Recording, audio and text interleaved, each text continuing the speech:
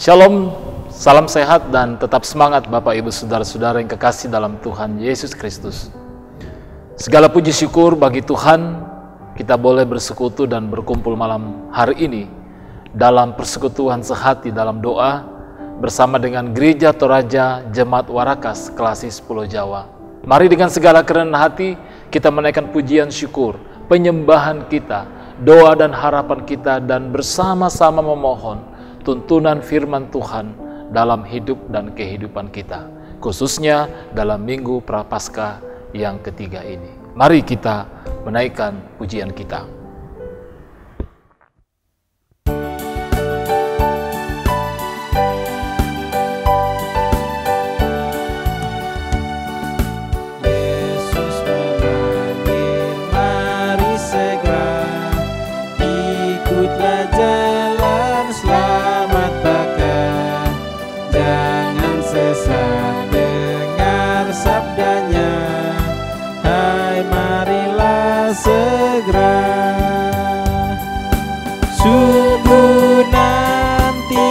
Akan senang, bebas dosa, hati pun tentram, bersama Yesus dalam terang, di rumah yang kekal.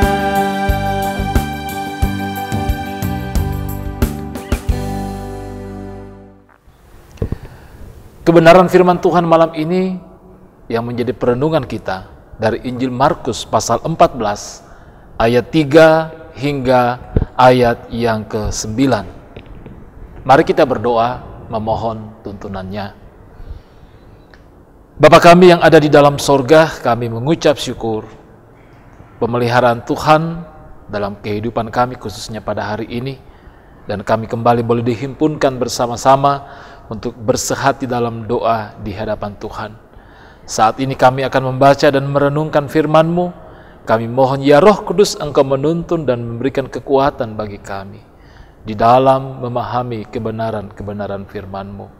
Berkati hamba-Mu dalam memberitakan firman-Mu ini ya Tuhan, seturut dengan kehendak-Mu. Dan ampunilah kami dari segala salah dan dosa kami, dalam Kristus Yesus yang itulah Tuhan dan Juru Selamat kami yang hidup. Kami berdoa dan mengucap syukur. Haleluya. Amin.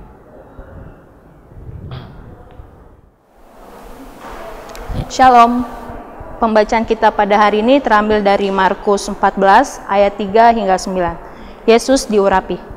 Ketika Yesus berada di Betania, di rumah Simon si Kusta, dan sedang duduk makan, datanglah seorang perempuan membawa suatu buli-buli pualam berisi minyak narwastu murni yang mahal harganya. Setelah dipecahkannya leher buli-buli itu, dicurahkannya minyak itu ke atas kepala Yesus. Ada orang yang menjadi gusar dan berkata seorang yang lain, "Untuk apa pemborosan minyak narwastu ini? Sebab minyak ini dapat dijual 300 dinar lebih dan uangnya dapat diberikan kepada orang-orang miskin." Lalu mereka memarahi perempuan itu. Tetapi Yesus berkata, "Biarkanlah dia, mengapa kamu menyusahkan dia? Ia telah melakukan suatu perbuatan yang baik padaku, karena orang-orang miskin selalu ada padamu, dan kamu dapat menolong mereka bila mana kamu menghendakinya. Tetapi aku tidak akan selalu bersama-sama kamu. Ia telah melakukan apa yang dapat dilakukannya. Tubuhku telah diminyakinya sebagai persiapan untuk penguburanku. Aku berkata kepadamu, sesungguhnya di mana saja Injil diberitakan di seluruh dunia, apa yang dilakukannya ini akan disebut juga untuk mengingat dia." Amin.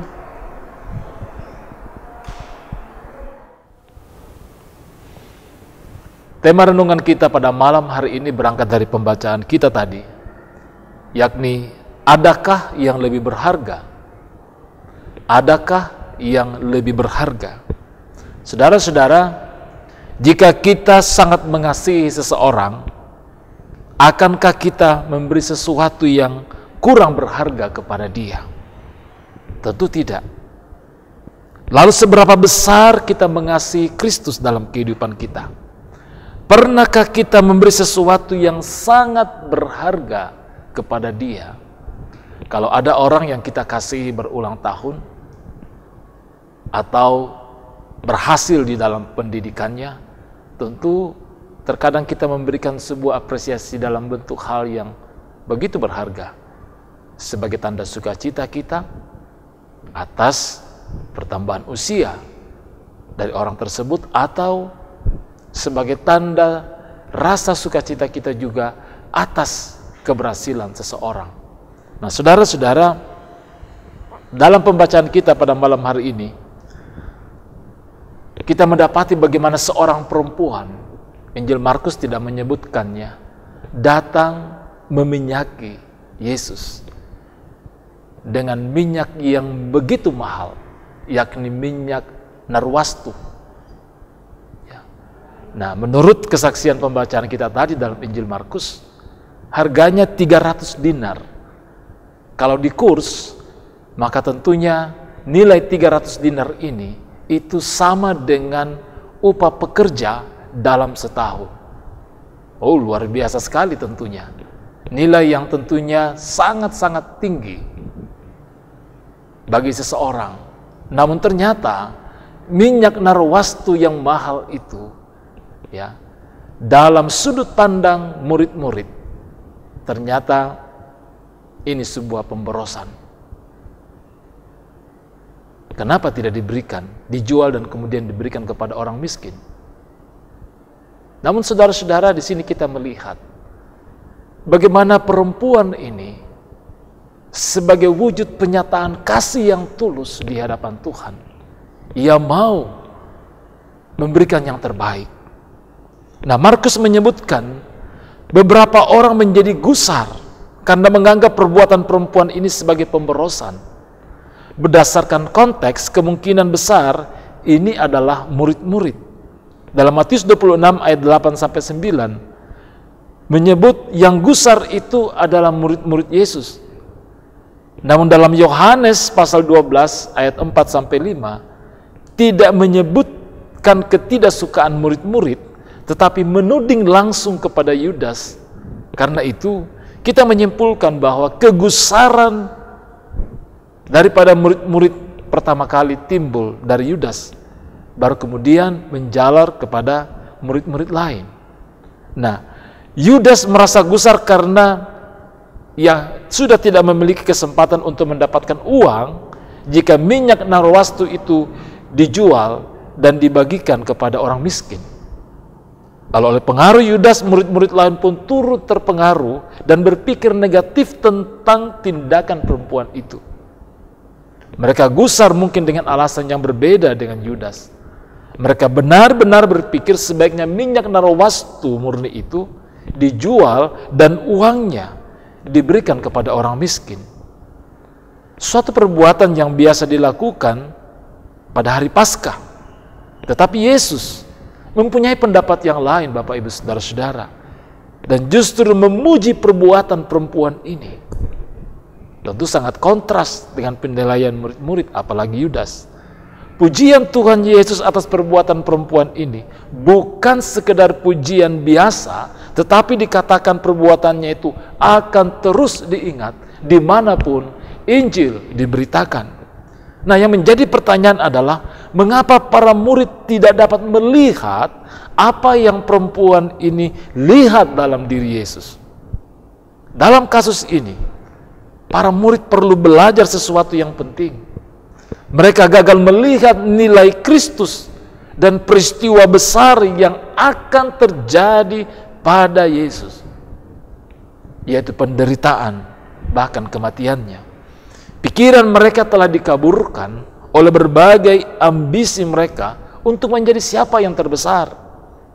Kepentingan pribadi telah menghalangi mereka untuk memahami isi hati Tuhan, maksud Tuhan, dan untuk turut merasakan apa yang Yesus rasakan.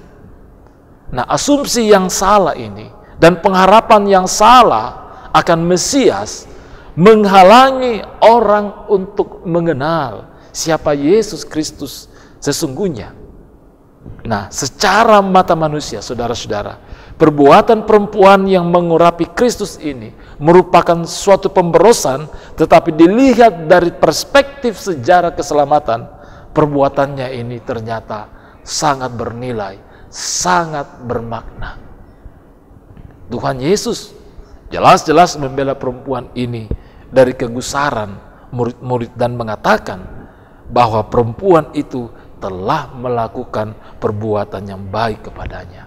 Yesus sangat menghargai dan menghormati apa yang dilakukan oleh perempuan ini dengan pengorbanannya, antusiasnya, dan kasihnya yang begitu indah. Sebaliknya, para murid tidak mengerti kalau sebentar lagi Tuhan Yesus akan mengalami penderitaan yang sangat berat. Dia harus meminum dan menanggung cawan murka Allah. Tuhan Yesus yang tidak takut pada kematian sebab Dia telah membangkitkan orang mati. Dia tidak takut pada setan sebab Dia yang mengusir setan. Tapi sekarang Dia sangat gentar ketika Dia harus naik ke salib. Nah, perempuan ini memberikan yang terbaik untuk Tuhan Yesus. Dia memberi dengan pengorbanan materi maupun perasaan. Para murid yang lain tidak mengerti pekerjaan Tuhan. Momen di mana waktu Tuhan Yesus sudah dekat, pribadi Yesus dan salib Yesus, para murid itu justru memperebutkan kedudukan. Yudas menjual Yesus, Petrus menyangkal, dan para murid yang lain meninggalkan Dia. Nah, saudara-saudara, bagi orang yang tidak mengenal Tuhan Yesus, perbuatan perempuan itu dapat dikatakan sebagai pemborosan. Namun yang menjadi pertanyaan, kenapa para murid-murid gagal melihat suatu momentum yang begitu berharga? Ke-12 murid Yesus ini dapat dikatakan sebagai murid yang begitu dekat dengan Yesus. Mereka telah melewatkan suatu momen di mana mereka dapat melakukan perbuatan yang mulia yang akan terus diingat sepanjang masa. Nah, bagaimana dengan kita, saudara-saudara? Apa rasa syukur kita?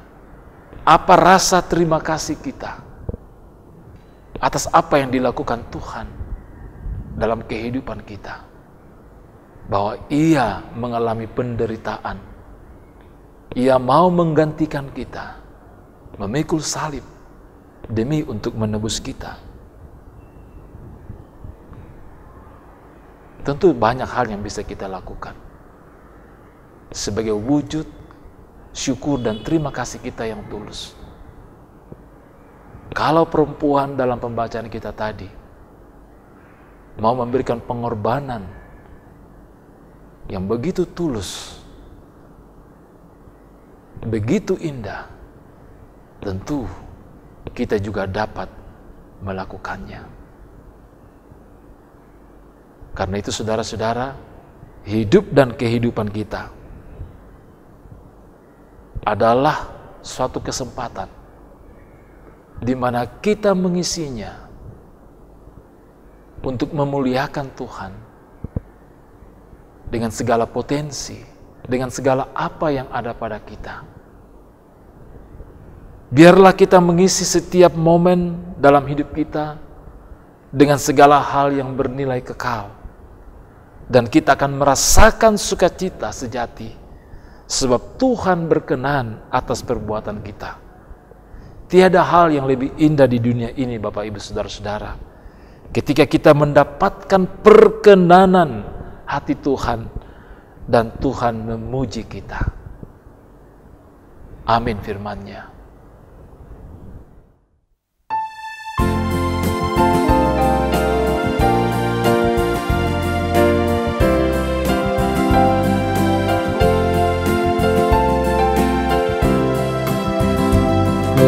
Suka menuturkan cerita mulia, cerita Tuhan Yesus dan cinta kasih-Nya. Ku suka menuturkan cerita yang benar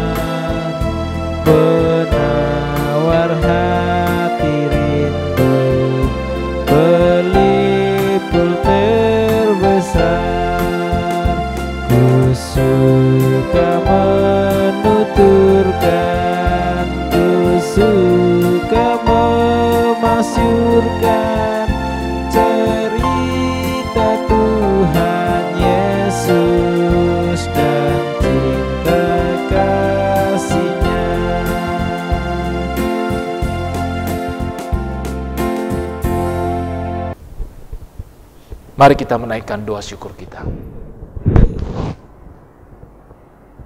Kami bersyukur Tuhan, kebenaran firman-Mu telah menjadi bahagian kami. Kiranya hidup dan kehidupan kami berkenan di hadapan-Mu Tuhan, sebagai persembahan yang hidup. Kiranya hidup dan kehidupan yang Kau anugerahkan ini adalah kehidupan yang memuliakan Engkau Tuhan. Kehidupan yang senantiasa bersyukur di hadapan-Mu. Karena sungguh banyak hal yang sudah Tuhan buat dalam kehidupan kami, yang tidak dapat kami hitung satu persatu. Namun oleh karena kasih-Mu Tuhan, kami memperoleh dan mengalami keselamatan, anugerah kehidupan yang kekal. Mampukan kami ya Roh Kudus, tuntun kami, kuatkan kami, untuk memaknai kehidupan ini untuk kemuliaan Tuhan. Berkati kehidupan kami dalam seluruh aktivitas kami, bersama-sama dengan keluarga kami, bersama dengan persekutuan ini. Banyak hal yang kami rindukan dan harapkan dalam kehidupan ini. Kami mohonkan kepadamu Tuhan, tuntunan hikmat, kekuatan, dan pemeliharaanmu. Kami terus mendoakan saudara-saudara kami yang dalam kelemahan tubuh, yang dalam masa-masa pemulihan. Kami mendoakan orang tua kami para lansia dalam menjalani usia indah kehidupan mereka. Dan berkati jemaat-Mu senantiasa, untuk dapat dimampukan mengangkat pelayanan persekutuan dan kesaksian ini untuk kemuliaan Tuhan. Dan seluruh anak-anak-Mu yang terlibat dalam pelayanan sehati dalam doa, Engkau pertambahkan hikmat, kekuatan, dan berkat-Mu Tuhan. Berkati kami pada malam hari ini, dalam waktu istirahat tidur kami. Lindungi dan peliharakan kami Tuhan.